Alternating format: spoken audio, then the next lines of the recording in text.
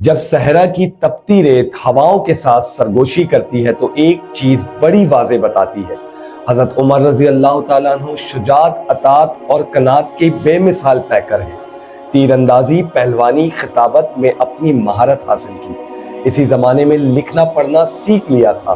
رواج زمانہ کے مطابق تعلیم کے بعد فکر ماج کی طرف متوجہ ہوئے اور عرب کے اہم مشغلہ تجارت کو اپنا روزگار کا سامان بنایا۔ تجارت کے سلسلے میں دور دراز ممالک میں سفر کیے، اس سے آپ کو بڑے تجربات حاصل ہوئے۔ خودداری، بلند حوصلے، معاملہ فہمی اور دور اندیش نگاہی اس کا نتیجہ تھا۔ قبائل کے درمیان معمولی رنجشوں کو اپنی غیر معمولی فہم و تدبیر سے بہت جلد حل فرما لیا کرتے تھے۔ عمر کا 27واں سال تھا کہ ریگستان عرب اس کو اتنا مارا کہ مار مار کے تھک جاتے۔ اس کنیز کے علاوہ بھی جس پر زور چلتا اس کو خوب مارتے پیٹتے، مگر اسلام کا نشہ ہی ایسا تھا کہ جس کو چڑھ جاتا تو پھر اترنے کا نام نہیں لیتا۔ ایک دن نبی کریم صلی اللہ علیہ وآلہ وسلم نے دعا فرمائی کہ اے اللہ، اسلام کو عمر بن خطاب یا ابو جہل کے ذریعے معزز کر دے، مگر یہ دولت تو ازل سے ہی سیدنا عمر بن خطاب کے حصے میں لکھی جا چکی تھی۔ دعا نبی کی ہو تو اثر کیسے نہیں دکھاتی۔ اسلام کا سب سے بڑا دشمن جانثار دوست ہو گیا۔ اللہ تعالیٰ نے عمر بن خطاب کو اسلام کی نعمت سے مالا مال کر دیا۔ ان کے اسلام لانے سے ایک زلزلہ برپا ہوا۔ مشرکین ان کے گھر کے ارد گرد جمع ہو کر نعرے بازی کرنے لگے، صبا عمر، صبا عمر، عمر بے دین ہو گیا۔ لیکن کسے معلوم تھا کہ عمر فاروق نے اپنی زندگی کا مقصد جان لیا تھا۔ سیدنا عمر فاروق کے اسلام لانے سے ایک نیا دور شروع ہو گیا۔ اس وقت 40 کے قریب لوگ اسلام میں داخل ہو چکے تھے، لیکن وہ نہایتی بے بسی اور مجبوری کی زندگی بسر کر رہے تھے۔ اعلانیہ فرائض مذہبی ادا کرنا تو درکنار، اپنے آپ کو مسلمان ظاہر کرنا بھی خطرے سے خالی نہیں تھا۔ کعبے میں نماز پڑھنا تو ناممکن تھا۔ آپ نے مشرکین کو جمع کر کے بڑی جرت مندی اور بہادری سے اپنے اسلام کا اعلان کیا۔ کسی میں اتنی ہمت نہیں تھی کہ آپ کے سامنے کھڑا ہوتا۔ آپ کے ماموں نے دیکھا کہ اسلام کا معاملہ تازہ ہے، کہیں مشرکین کوئی نقصان نہ پہنچا دے، چنانچہ انہوں نے اپنی امان میں رکھ لیا۔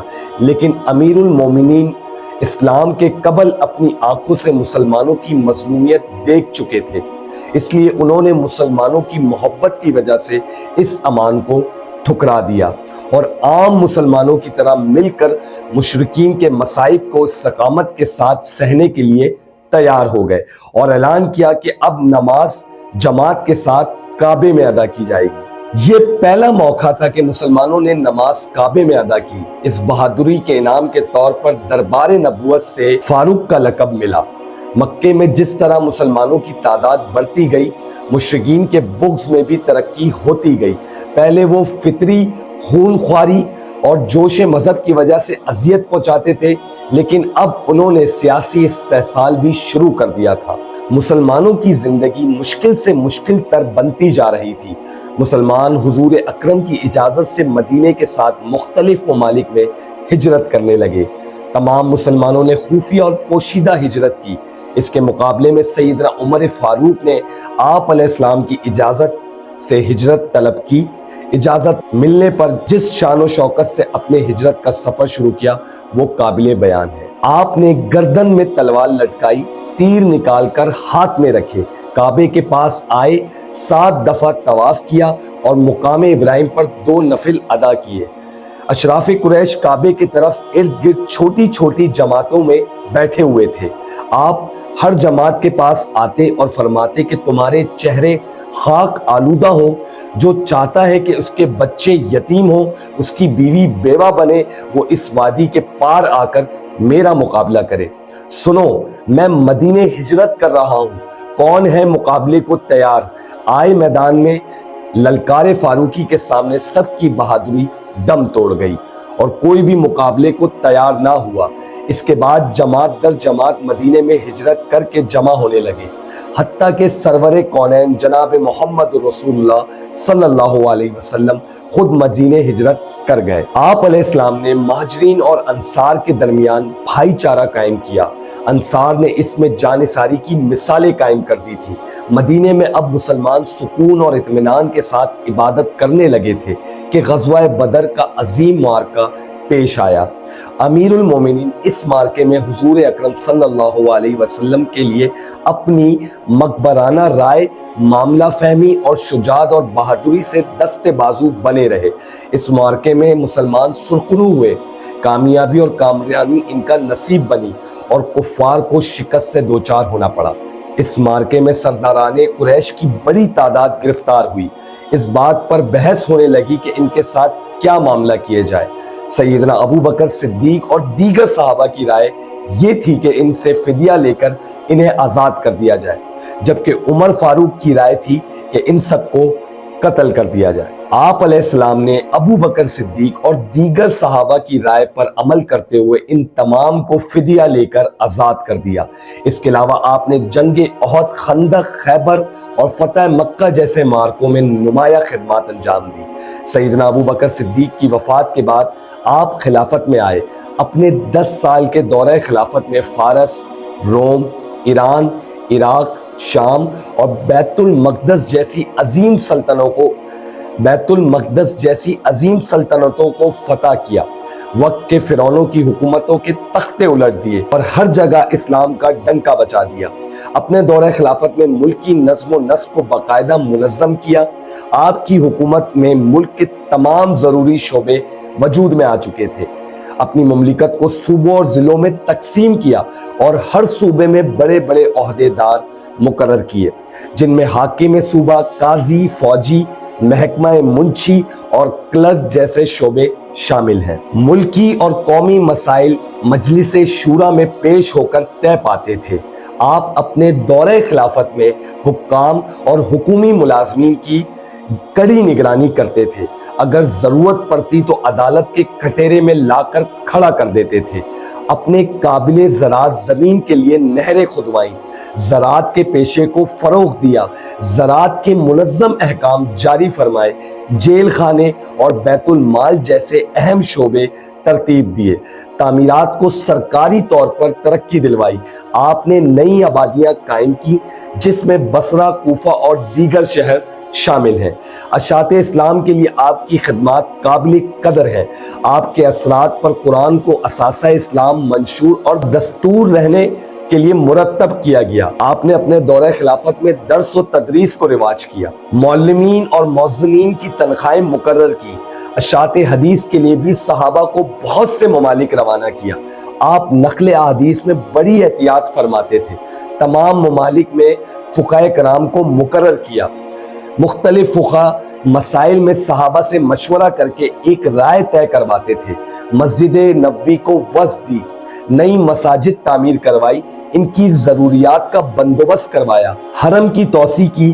آپ کے دورہ خلافت کا نمایاں وصف بہترین عدل و انصاف تھا۔ شاہ ہو یا گداگر، امیر ہو یا غریب، عزیز ہو یا بیگانہ، سب کے لیے ایک ہی قانون تھا۔ عدل فاروقی کا دائرہ صرف مسلمانوں تک محدود نہیں تھا، بلکہ ان کا دیوان عدل مسلمان، عیسائی، یہودی سب کے لیے یکساں تھا۔ آپ فطرتاً ذہین اور صاحب الرائے تھے۔ آپ کی رائے کے مطابق کم و بیش 20 آیتوں کا نزول ہوا، جنہیں عمر کے نام سے یاد رکھا جاتا ہے۔ بدر، اذان، حرمت شراب، مقام ابراہیم کو مسلح بنانا اور ازدواج مطہرات کے پردے سے متعلق آرا مشہور ہے۔ قربت نبی علیہ السلام کی وجہ سے آپ کو احکام میں بہت مہارت تھی۔ اس کے باوجود بھی کسی مسئلے میں ضرورت پیش ہوتی تو بلا دریغ صحابہ سے مشورہ کر لیتے۔ قرآن مجید کی تلاوت کرتے وقت بڑے ہی مہذب انداز سے غور سے سنتے۔ اس کی بدولت قرآن مجید سے دلائل دینے میں بڑی مہارت تھی۔ آپ کے اخلاق و عادات دین محمدی کی عملی تصویر تھے۔ آپ کے آئینہ اخلاق میں خلوص، دنیا کی لذتوں سے اجتناب، حق پرستی، راست گوئی اور سادگی کا عکس نمایاں نظر آتا۔ جنت کا پروانہ ملنے کے باوجود آپ کا خوف خداوندی اور خشیت الہی قابل دید ہے۔ رات بھر عبادت، ذکر و اذکار میں مشغول رہتے۔ نماز میں عموماً ان آیتوں کی تلاوت فرماتے جس میں خدا کی عظمت و جلال کا بیانیہ ہو۔ ان آیات کی وجہ سے آپ اس قدر روتے کہ ہچکی بن جاتی۔ सैयदना उमर फारूक रजी अल्लाह ताला अन्हु के दिल में हुब्बे रसूल और इत्तिबाए सुन्नत रची बसी हुई थी। आप जमाले नबुवत के सच्चे शहदाई थे। इस राह में जानो माल, औलाद और अजीजो अकारिब की कुर्बानी से पीछे नहीं हटते थे। हया का पैकर थे। आपकी जिंदगी निहायत सादा थी। हुब्बे जा और माल से नफरत फरमाते थे। खाने में बगैर छने हुए आटे की रोटी और रोगन जैतून होता था। खिलाफत मिलने के बाद निहायत ही मोहतात हो गए थे। फिक्र फाका और तंगदस्ती से जिंदगी बसर करते थे। सादगी का ये आलम था कि कंधों पर मशकीज़ा रख कर बेवा औरतों के लिए पानी लेकर आते। आपकी जिंदगी रहम दिली से भरपूर थी। दीनी मामलात में सख्ती से काम लेते और बच्चों के साथ निहायती शफकत के साथ रहते। एक फिरोज वासी गुलाम ने अपने आका की भारी मौसूल की शिकायत की। शिकायत बेजान थी, इसलिए आपने तवज्जो ना दी। इस पर वो आंख भगोला हो गया।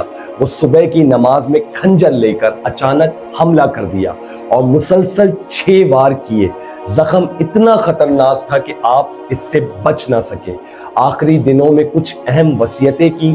3 दिन इस कशमकश में रहकर आखिरकार पहली मुहर्रम हफ्ते के दिन 24 हिजरी को इस्लाम का अजीम चिराग बुझ गया और अपने महबूब आका के पहलू में मीठी नींद सो गया। वीडियो अच्छी लगे तो लाइक करें, सब्सक्राइब करें और बेल आइकन को लाजमी दबा दें ताकि इसी तरीके की वीडियोस के साथ हमारे साथ जुड़े रहें।